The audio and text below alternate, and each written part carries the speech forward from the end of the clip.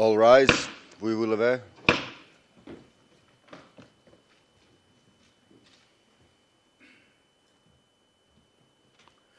The International Criminal Court is now in session. L'audience de la Cour pénale internationale est ouverte. Please be seated. Veuillez vous asseoir.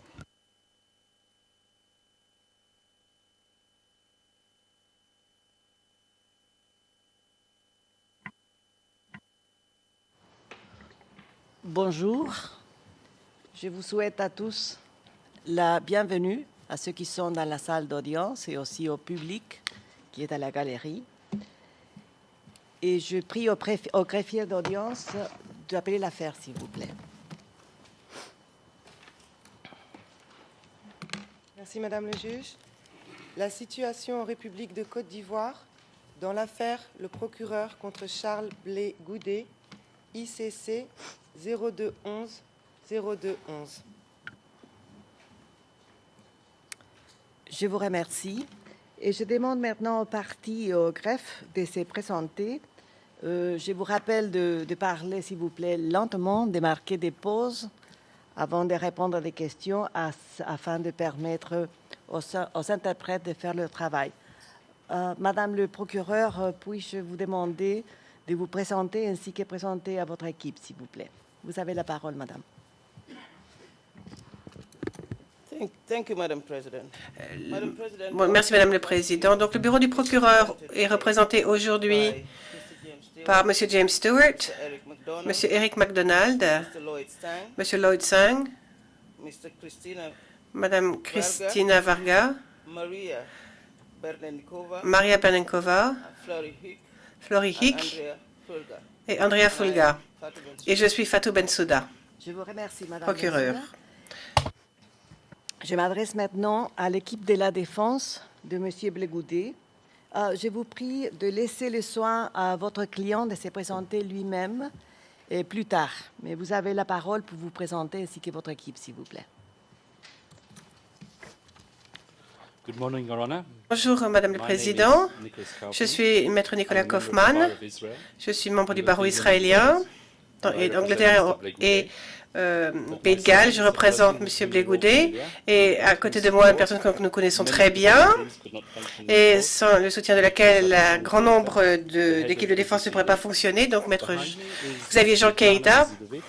Ensuite, Razila Drazidovic, notre commise aux affaires, qui vient de l'OPCD, elle aussi. Et bien sûr, M. Blé Goudet, qui va se présenter par la suite. Avec votre permission, j'aimerais aussi citer 4 autres personnes qui travaillent avec acharnement au Côte d'Ivoire pour M. Blé Goudet, qui ont travaillé pour lui lorsqu'il était emprisonné là-bas. Maître Hervé Guaméné, Maître Claver Hendry, Maître Serge Mougnon et Maître Félix Bobré.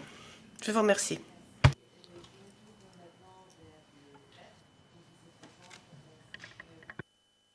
J'ai oublié mon microphone, mais je vous prie de vous présenter ainsi que votre équipe, s'il vous plaît. Je vous remercie, Madame la Présidente. Sur le banc du greffe à mes côtés, il y a Vera Wang, qui est juriste au sein du cabinet, et Dairou Santana, qui est juriste à la détention, et moi-même, Marc Dubuisson, directeur de service de la Cour, qui représente le greffier Herman Van Eubel. Je vous remercie. Je suis Sylvia Fernandez, la juge présidente de la Chambre préliminaire 1, ainsi que la juge unique pour cette affaire. Je suis accompagnée aujourd'hui de M. Gilbert Beatty, Silvestro Stassone, Simon Grabovets, Thomas Hamilton et Lucia Schobhau. Maintenant, je voudrais m'adresser à M. Blé Goudet et lui demander de bien vouloir se présenter. Je vous prie de vous lever, M. Blé Goudet, et je vous invite à nous dire quel est votre nom, votre date et lieu de naissance, ainsi que votre profession actuelle, s'il vous plaît. Monsieur? Merci, Madame la juge. Je suis Blé Goudet Charles, né le 1er janvier 1972 à Niambrayo, dans la sous-préfecture de Djiberoua, département de Gagnoua. Je suis consultant en communication politique. Je vous remercie. Je vous remercie. Je constate que vous comprenez et parlez le français parfaitement. J'imagine que c'est votre langue maternelle, Monsieur Blégoudet. C'est cela, madame. Je suis d'un pays qui a été colonisé par la France. Et donc, je parle français. Mais je comprends que vous parlez aussi l'anglais parfaitement, que vous avez étudié à l'Université de Manchester, c'est bien ça? Ce n'est pas faux, madame la juge. Vous le parlez, vous le comprenez, le comprenez parfaitement? Yeah, I can speak English, but I prefer to speak in Je peux French. parler anglais, mais je préfère parler français. Donc vous pouvez parler anglais, mais vous préférez vous exprimer en français. C'est cela, dit le président. Monsieur Blégoudet, en effet. Je crois qu'il est utile de clarifier la nature et la portée de cette audience. Il est important de rappeler qu'il ne s'agit pas aujourd'hui d'un procès ni d'une audience de confirmation des charges. Aucun élément de preuve ne sera recueilli ni présenté, et il n'y aura pas non plus de questions touchant à la culpabilité ou à l'innocence de M. Blégoudet. La portée de cette première comparution est limitée à 3 objectifs, conformément à l'article 60, paragraphe 1er du Statut de Rome et la règle 121, paragraphe 1er du règlement du procédure et des preuves. Premièrement, cette audience a pour objet de permettre à la chambre préliminaire de s'assurer que la personne ayant fait l'objet du mandat d'arrêt a été informée des crimes qui lui sont reprochés. Deuxièmement, l'audience a pour objet de permettre à la chambre préliminaire de s'assurer que la personne a été informée des droits qui lui reconnaît le statut de Rome. Et enfin, la chambre préliminaire doit fixer une date à laquelle elle a l'intention de tenir une audience pour confirmer ou pour rejeter les charges contre la personne concernée. Par conséquent, j'aborderai de manière consécutive les 3 objectifs de l'audience d'aujourd'hui. Premièrement, je voudrais savoir, en vertu de l'article 60 du Statut de Rome, si, M. Blégoudet, vous avez été informé des crimes qui vous sont reprochés. Monsieur Blégoudet? Oui, madame la juge, j'en ai été informé. Je vous remercie. Est-ce que vous souhaitez qu'on vous lise le mandat d'arrêt?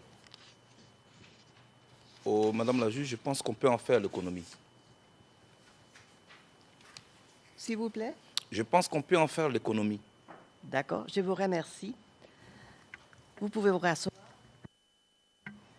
Monsieur Blégoudet, la Chambre doit en second lieu s'assurer que vous avez été informé de l'ensemble de vos droits, tel qu'est prévu par le Statut de Rome, notamment à l'article 67 du Statut. Est-ce que vous avez été informé de ces droits?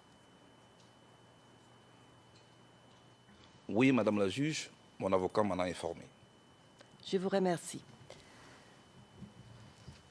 De toute façon, et sans tenter d'être exhaustive, je voudrais de toute façon récapituler certains de vos droits qui sont d'une importance particulière à ce stade de la procédure. Vous avez, Monsieur Blégoudet, entre autres, les droits suivants. Vous avez le droit d'être informé dans le plus court délai et de façon détaillée de la nature, de la cause et de la teneur des charges dans une langue que vous comprenez et parlez parfaitement. À ce stade, vous avez été informé des crimes qui vous sont reprochés tels qu'ils sont contenus dans le mandat d'arrêt. Vous pouvez également disposer de l'assistance gratuite d'un interprète si jamais il y en a besoin et bénéficier des traductions nécessaires pour satisfaire aux exigences de l'équité. Vous avez aussi le droit de disposer du temps et des facilités nécessaires à la préparation de votre défense et communiquer librement et confidentiellement avec le conseil de votre choix. Je constate que la Chambre a reçu hier la notification par le greffe de votre choix concernant Maître Kaufmann. Vous avez le droit de garder le silence et vous ne pouvez pas être forcé de témoigner contre vous-même ou de vous avouer coupable. Vous pouvez faire également des déclarations dans le cadre de votre défense sans avoir à prêter serment. Outre toute autre communication prévue par le statut, les procureurs doivent vous communiquer, dès que cela est possible, les éléments de preuve en sa possession ou à sa disposition qui vous disculpent ou qui tentent à vous disculper ou à atténuer votre culpabilité ou qui pourraient entamer la crédibilité des éléments de preuve à charge. Vous avez le droit, au stade de la confirmation des charges qui va suivre, de contester les charges ainsi que les éléments de preuve présentés par le bureau du procureur et de présenter vos propres éléments de preuve. Vous avez aussi le droit de renoncer à votre droit d'être présent à l'audience de confirmation des charges. Cependant, la Chambre a le droit d'exiger votre comparution si elle estime nécessaire.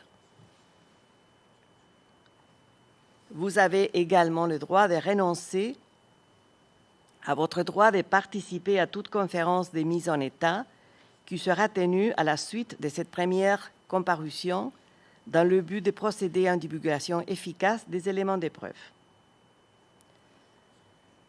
Vous disposerez du temps et des facilités nécessaires pour préparer votre défense.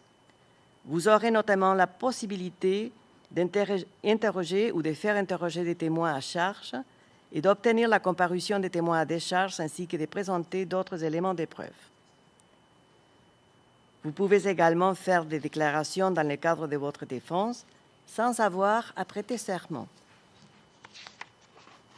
Finalement, vous avez le droit de faire appel à certaines décisions conformément à l'article 82.1 du statut et des dispositions pertinentes du règlement des procédures et des preuves. Monsieur Blegoudé, je m'adresse à vous une nouvelle fois pour savoir si vous avez des observations à formuler sur les conditions de votre remise à la Cour pénale internationale, ainsi que votre avis sur les conditions de détention au siège de la Cour depuis votre arrivée à La Haye. Est-ce que vous avez des observations à formuler là-dessus? Oui, Madame la juge, j'ai beaucoup d'observations.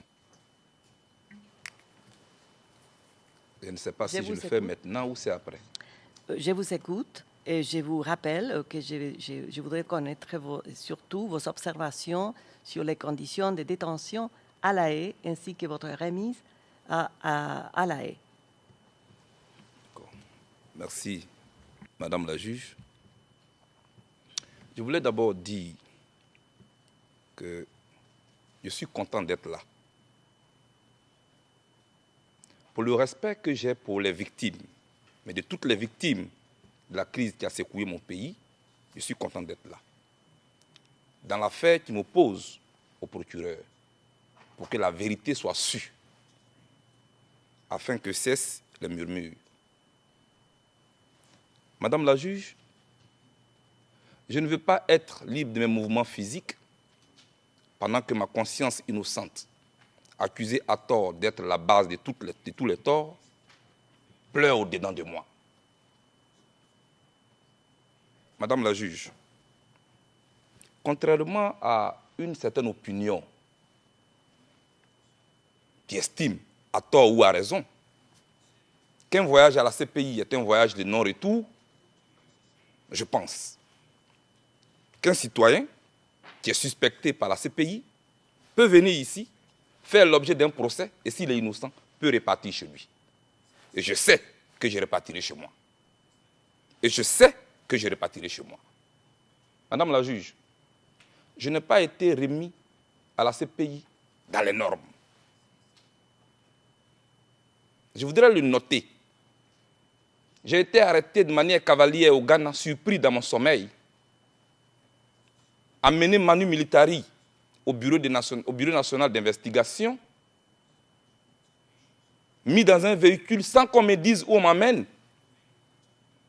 C'est pendant que nous roulions que je me suis rendu compte qu'on me ramenait en Côte d'Ivoire. Et pourtant, les choses pouvaient se faire dans les règles de l'art. On ne m'a pas permis de parler à un avocat. Mes droits élémentaires ont été violés, Madame la juge. Je voulais que cela soit noté. Dans mon pays, avant qu'on me remette à la CPI, pendant 14 mois, j'ai été séquestré, Madame la juge. Je ne pouvais voir personne et personne ne pouvait me voir, Madame la juge. J'ai fait 10 mois dans un violon, nu. Je n'étais pas bien nourri.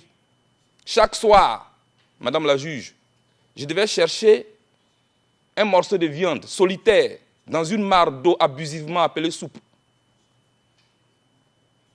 Madame la juge, chaque fois qu'on devait me déplacer, on me bandait les yeux avec un morceau de pagne. On me mettait une cagoule. À part la DST, mon pays où j'ai fait près de 9 mois et demi dans un violon, avec pour voisins Jean-Yves Dibeupieux et Jean-Noël Abbaye. Les autres lieux où on m'a détenu, j'avais toujours les yeux bandés et jamais je n'ai su où j'étais. Madame la juge, c'est tout dernièrement qu'un après-midi, mon geôlier est venu pour me coiffer.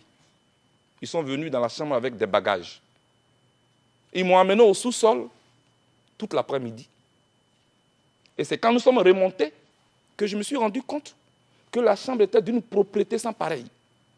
Ils ont rangé des livres. Ils ont rangé tout ce qu'il y avait à ranger. Et ils avaient un appareil photo. Ils ont commencé à me photographier. Ils me disent, il faut sourire. Et je souris. Fais comme si tu étais en train de lire. Et je lis.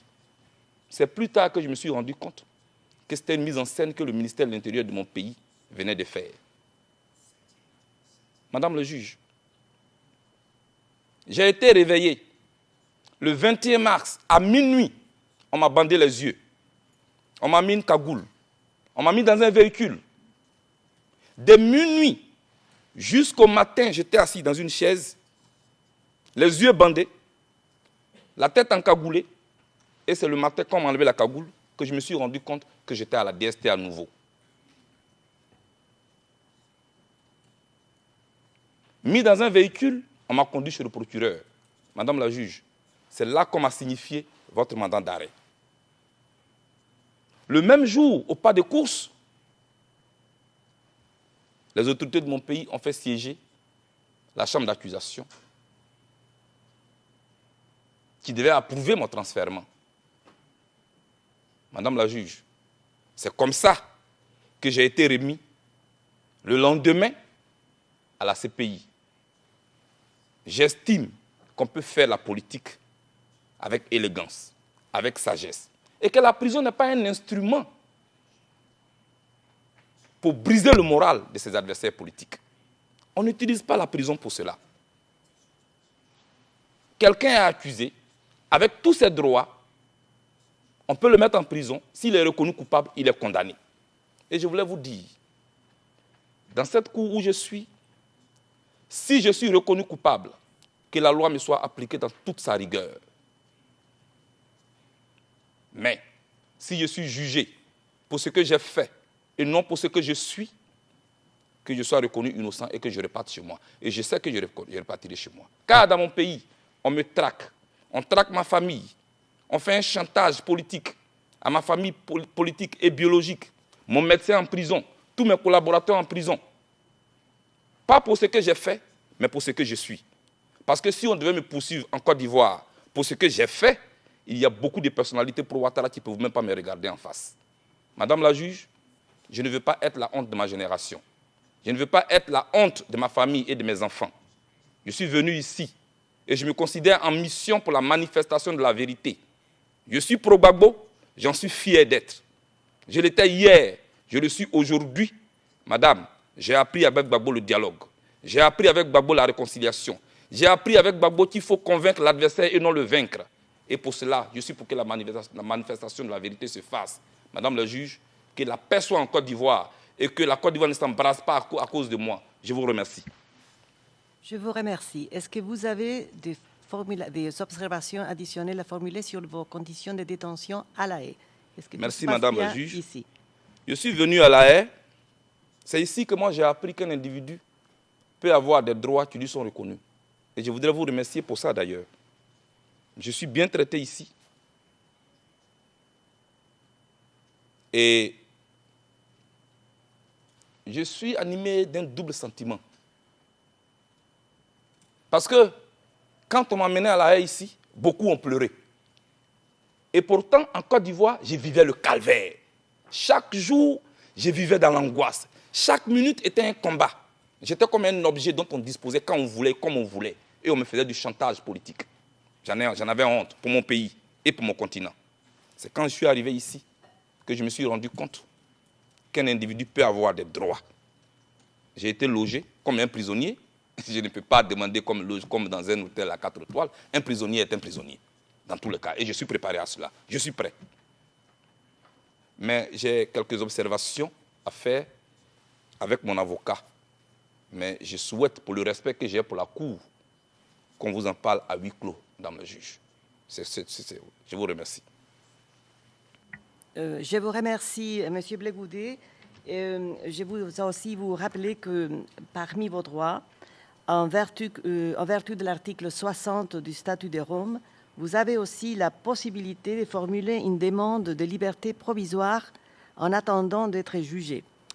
Monsieur Blé-Goudet, je souhaite savoir si vous souhaitez présenter cette demande de mise en liberté provisoire maintenant. Si vous ne le faites pas maintenant, vous pouvez toujours le faire par écrit à la suite de cette audience. Et en tout cas, une décision de la Chambre sera rendue après avoir obtenu les observations pertinentes du procureur et des autres participants, comme prévu par le statut, le règlement des procédures des preuves et le règlement de la Cour. Maître Kaufmann. Maître Kaufmann, tout à fait. Si je pouvais répondre à cette question, il est bien évident que nous allons déposer une écriture en vue d'obtenir une libération provisoire, mais il faudrait savoir quelles seraient les États parties qui seraient en mesure d'accueillir M. Blé-Goudet. Étant donné qu'une comparution initiale est souvent une audience où l'on soulève plutôt les irrégularités qui ont eu lieu lors de le transfèrement, j'ai un point à soulever qui a été mentionné par M. Blé-Goudet d'ailleurs et qui est pertinent en ce qui concerne la libération provisoire. C'est son arrestation au Ghana. Le Ghana est un État partie qui a signé le statut de Rome et qui était obligé d'exécuter le mandat d'arrêt délivré par cette Cour et ne l'a pas fait. Il me semble que la Cour a le droit, a l'obligation d'ailleurs plutôt, d'exiger du Ghana de présenter ses observations pour expliquer pourquoi il n'a pas mis en œuvre ses obligations au titre de l'article 89.1 du statut de Rome. Je demanderai aussi à la Cour de demander à la Côte d'Ivoire, qui est aussi État partie au statut de Rome, de présenter ses propres observations de la même façon, pour expliquer pourquoi elle n'a pas rempli ses obligations, qui étaient d'exécuter le mandat d'arrêt en application de l'article 89.1 du statut de Rome. Ces questions sont extrêmement pertinentes, non seulement en ce qui concerne la libération provisoire, mais aussi en ce qui concerne l'exception d'irrecevabilité que nous allons peut-être engager dans les jours à venir. Je vous remercie. Je vais à présent fixer la date de l'audience de confirmation des charges. C'est le troisième point qui figure à notre ordre du jour, conformément à la règle 121, paragraphe 1er du règlement des procédures et des preuves. La Chambre doit, bien sûr, donner suffisamment de temps pour que les parties puissent se préparer et participer de manière effective à l'audience de confirmation des charges. En tenant compte de l'expérience préalable de cette Cour dans la matière et des circonstances particulières de cette affaire, la Chambre a décidé de fixer la date du 18 août 2014 pour la tenue de l'audience de confirmation des charges. 18 août. Cette date pourrait être reporté en fonction de l'évolution de la procédure ainsi que des demandes de parties. Cependant, ce temps devrait être suffisamment long pour procéder à la divulgation des éléments des preuves et des pièces et de permettre aux parties de se préparer de manière efficace. Je voudrais également ajouter que la règle 121, paragraphe 2 du règlement des procédures et des preuves prévoit que la Chambre doit tenir des conférences de mise en état pour que l'échange des éléments de preuve entre les parties se déroule dans de bonnes conditions. La date de la première conférence de mise en état sera communiquée aux parties prochainement par voie d'une ordonnance écrite. Je vais aussi rendre dans les jours qui viennent une décision sur le système à suivre pour la divulgation des éléments de preuve. Je voudrais maintenant vous donner la parole pour savoir si vous avez des observations additionnelles à formuler à ce stade. Monsieur le procureur. Merci, Madame le juge. Les seules observations que l'accusation aimerait faire sont à huis clos, partielles, et rejoignent peut-être les discussions ou les observations que la défense veut également faire. J'ai discuté avec mon collègue au préalable, évidemment, pour inviter la Chambre à nous entendre à huis clos partiel. Je vous remercie. Est-ce qu'il y a d'autres formulations à formuler maintenant? Et sinon, on passerait à la partie de l'audience à huis clos partiel. Mais est-ce que vous avez quelque chose à dire maintenant? No, Your Honor, we have no further observation. Maître Coffin, pas d'observation à l'heure Merci. actuelle. Alors, s'il n'y a plus de formulations, d'observations à formuler, je vais demander au greffier d'audience de passer au huis clos partiel, s'il vous plaît.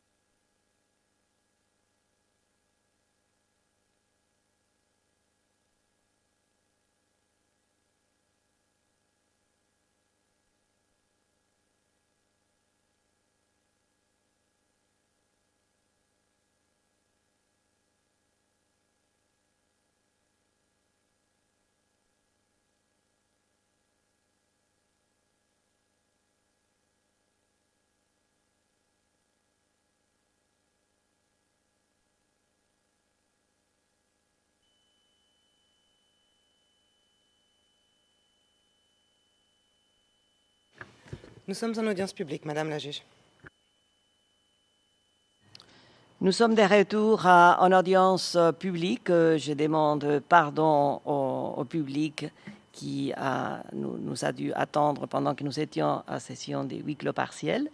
Mais nous sommes arrivés maintenant au terme de l'audience de la première comparution dans l'affaire le procureur contre Charles Blégoudet.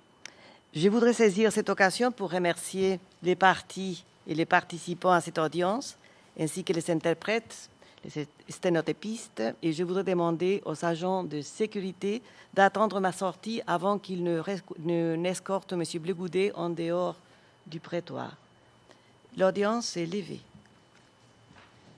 All rise. We will have